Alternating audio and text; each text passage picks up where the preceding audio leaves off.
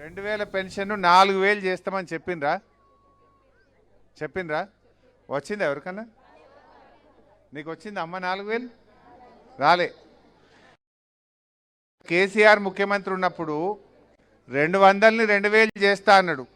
గెలవంగానే మొదటి నెలనే చేసిండా లేదా? గెలిచిన తెల్లారి మొదటి నెలకెళ్ళే 2000 పడ్డాయి. ఇవాళ ఆంధ్రప్రదేశ్లో చంద్రబాబు నాయుడు గెలవంగానే నేను 4000 ఇస్తా అన్నాడు. అక్కడ 4000 ఇస్తుండ ఆయన. మరి ఈడెందుకు ఇస్తలేడు రేవంత్ రెడ్డి? మోసం చేసిండా లేదా? 4000 అన్నాడు, గెలిచి 2.5 ఏళ్ళు అయినా పెంచలే. మరి అదే కేసీఆర్ పెంచిండా లేదా? అప్పుడు ఒకటి. రెండోది మహాలక్ష్మి అని ఒక చీర పంపిండు. ఇక అది కూడా గ్రూప్లోకే ఇచ్చిండు.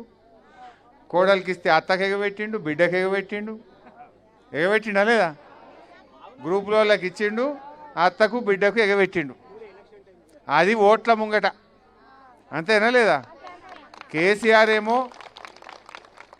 బతుకమ్మకు లేకపోతే రంజాన్కు పంపిండు. వీళ్ళేమో ఓట్లకు పంపిరు అంతే. అది కూడా ఒక్కటే గ్రూప్ వాళ్ళకే ఇచ్చారు. అవునా కాదా? ఇక దానికి మేము బస్సు ఫ్రీ పెట్టాం. గుద్దురి మాకు అంటుండు.